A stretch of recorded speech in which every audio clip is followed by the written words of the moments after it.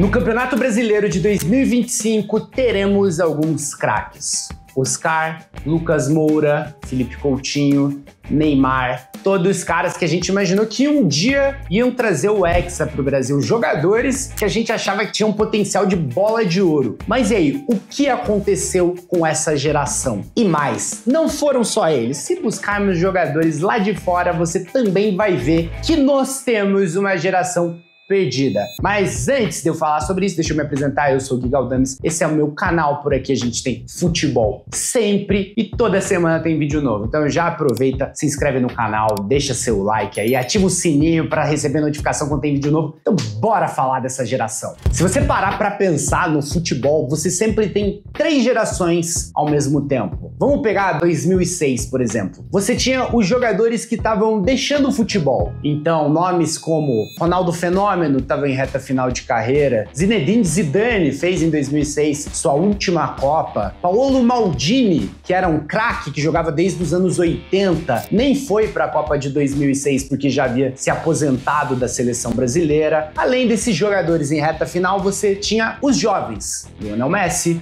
Cristiano Ronaldo, Wayne Rooney, os caras que iam dominar o futebol. E, óbvio, os jogadores que eram os caras do momento, Ronaldinho Gaúcho, Henry, Kaká, todos eles na flor da idade, prontos para atingir o seu potencial máximo. E esse é sempre o ciclo do futebol. Uma geração que tá indo embora, uma geração dominante e uma nova geração que surge e que tá sempre pronta para assumir o protagonismo. Quando a gente busca a Copa de 2014 no Brasil, a realidade era a mesma. Você já tinha alguns jogadores ali como Robin, Ribéry, caras que estavam mais próximos do fim da carreira. Você tinha os caras do momento, Messi, Cristiano Ronaldo, Luis Soares, Manuel Neuer. E você tinha as grandes promessas, aqueles caras que sucederiam a geração Messi e Cristiano Ronaldo. No Brasil, nós tínhamos todos os nomes que eu citei aqui no começo do vídeo. Então, Oscar era o meio-campista da seleção brasileira, Neymar era o grande craque, a gente tinha o Lucas que tinha acabado de chegar na Europa, Felipe Coutinho que naquela temporada pós-Copa de 2014 explodiria pelo Liverpool, e na Copa mesmo você tinha um Isco, um Thiago jogando pela Espanha, James Rodrigues, lembra? O Real Madrid o contratou, esse cara ia ser o grande meia do futebol mundial, mas algo aconteceu com essa geração.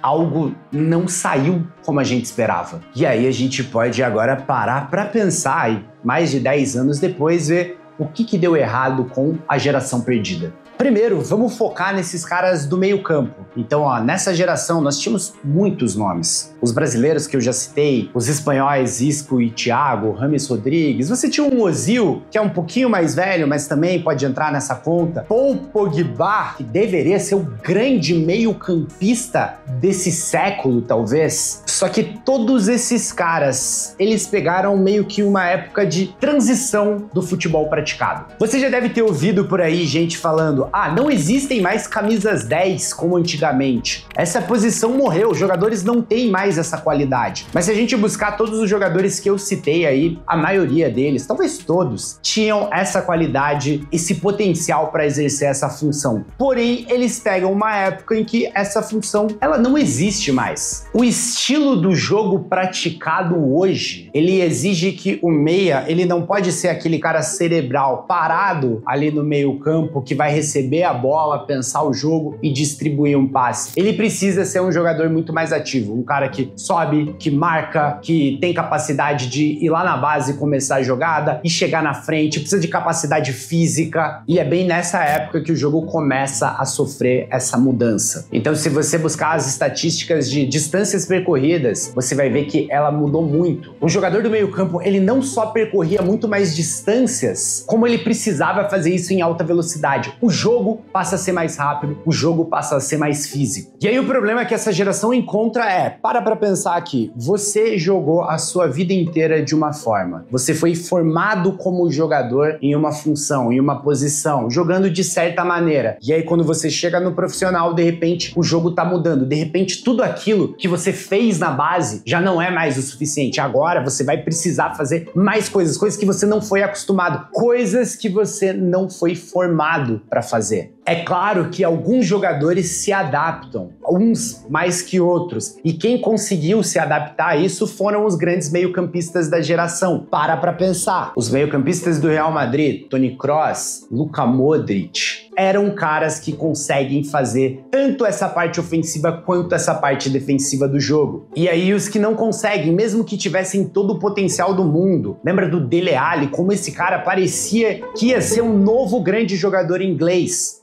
mas mais uma vez sucumbiu. Quem não se adaptou a essa mudança do jogo não conseguiu chegar ao máximo, a tudo aquilo que a gente esperava lá atrás. Essas mudanças físicas também cobraram o preço nos pontas da geração. Lembra? O Hazard era para ser um grande craque. O Real Madrid contratou esse cara para ser o novo Cristiano Ronaldo. O próprio Neymar, como o Neymar sofreu com a parte física. O Hazard sucumbiu, esse cara se aposentou antes dos 35 anos. E essa geração também pegou uma outra mudança além do físico, que para muitos foi prejudicial para a carreira. E ela é, ou elas são, as redes sociais. Você pode achar que isso não é problema nenhum, que, meu Deus, cara, qual o problema da rede social? O que tem a ver isso com o cara jogar futebol? Agora, de novo, vamos pensar num jogador que foi formado numa época em que ninguém sabia que ele existia. O Pogba, quando ele era apenas um jovem da base, pô, ninguém sabia que era o Pogba, ele desponta no Manchester United e de repente ele é uma estrela. Sim, isso acontecia com todos os jogadores, mas nas gerações anteriores, esses caras não tinham pessoas o tempo inteiro o criticando. Então,